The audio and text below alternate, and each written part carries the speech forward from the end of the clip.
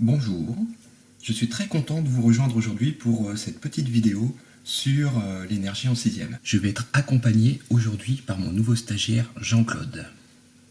Jean-Claude.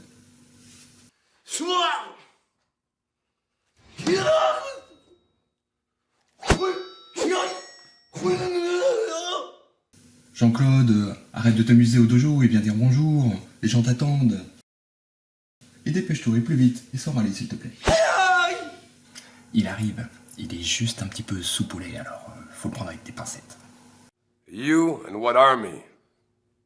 Commençons. Au début de l'humanité, l'énergie que nous utilisions était uniquement musculaire. Et l'énergie musculaire des hommes, c'était pas toujours facile. La preuve.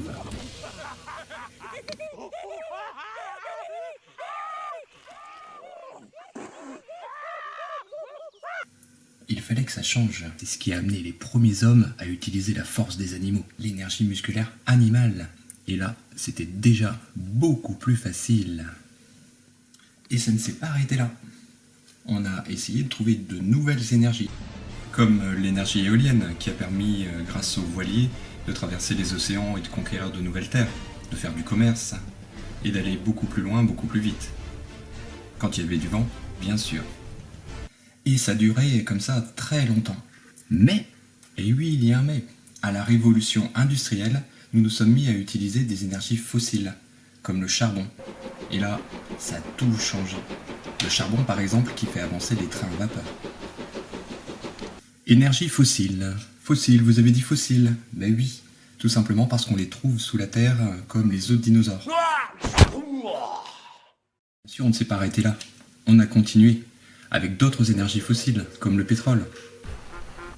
Le pétrole, bien plus performant que le charbon.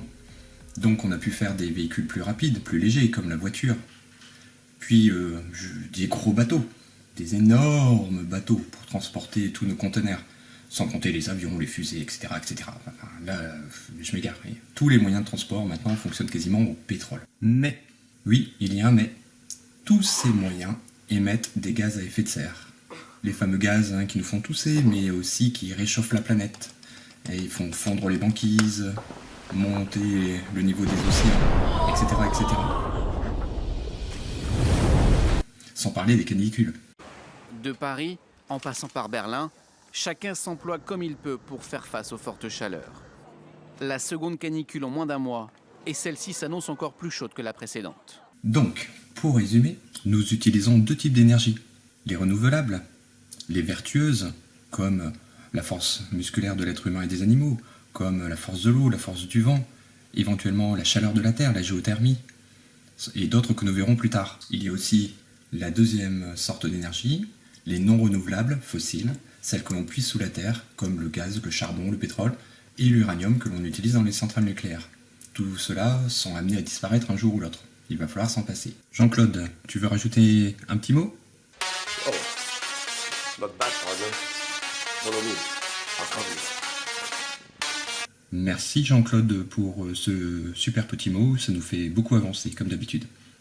Bon stagiaire. Jean-Claude a raison, l'électricité c'est un cas à part. Si l'électricité est produite par un barrage, par des éoliennes ou par des panneaux solaires, dans ce cas-là c'est une énergie renouvelable. Si c'est produit par une centrale nucléaire ou une centrale thermique, en brûlant du charbon, du pétrole, dans ce cas-là, ça n'est pas du tout renouvelable. Donc l'électricité c'est plutôt inclassable pour le moment.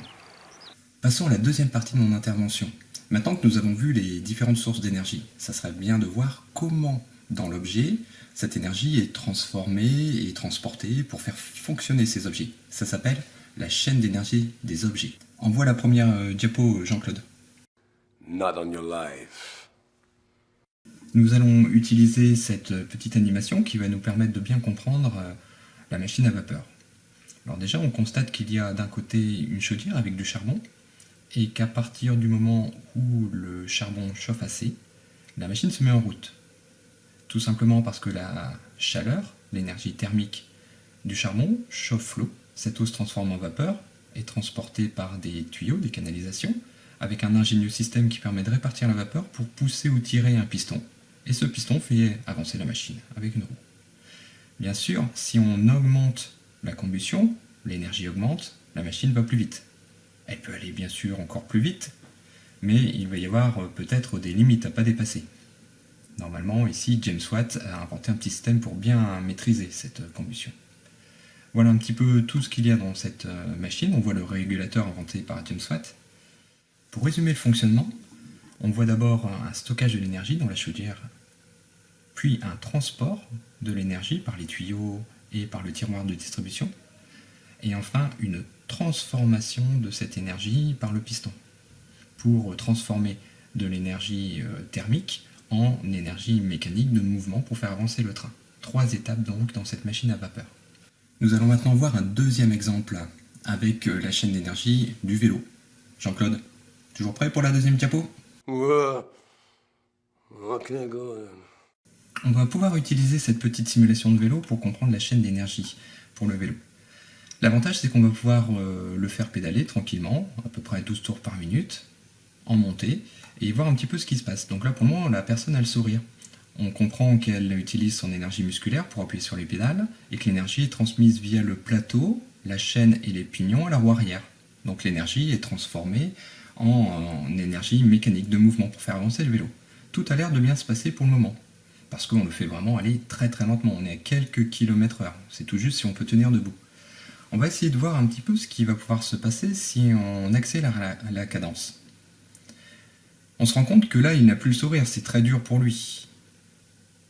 Alors, on va jouer sur les vitesses et on va pouvoir, sans aucun problème, lui permettre de pédaler tranquillement sans que ce soit difficile. D'où l'importance de cette transmission d'énergie et de bien la calculer. Donc si je résume, il y a encore 3 étapes. On part de l'énergie musculaire, la première, qui est transmise par la chaîne et qui est transformée après en énergie mécanique pour faire avancer le vélo. Toujours 3 étapes. Si je résume une chaîne d'énergie, il faut bien comprendre où on prend l'énergie, où elle est stockée éventuellement, comment elle est transmise cette énergie, et qu'est-ce qui va la transformer et en quoi. Comme un moteur qui va transformer par exemple de l'électricité en mouvement, donc en énergie mécanique. Si vous avez compris ça, vous saurez faire les chaînes d'énergie qu'on vous demande en 6e. On arrive à la fin de cette petite vidéo, j'espère qu'elle vous aura permis de comprendre un petit peu tout ce qu'on avait étudié ensemble, ou au moins de répondre à quelques questions s'il en restait encore quelques-unes. J'en profite pour faire un petit merci à Jean-Claude, mon stagiaire. Il n'a pas démérité, c'est pas facile pour lui, c'est pas habituel ce qu'il fait. Great job. Et j'espère que vous allez passer de bonnes vacances. See you next time. Bon voyage.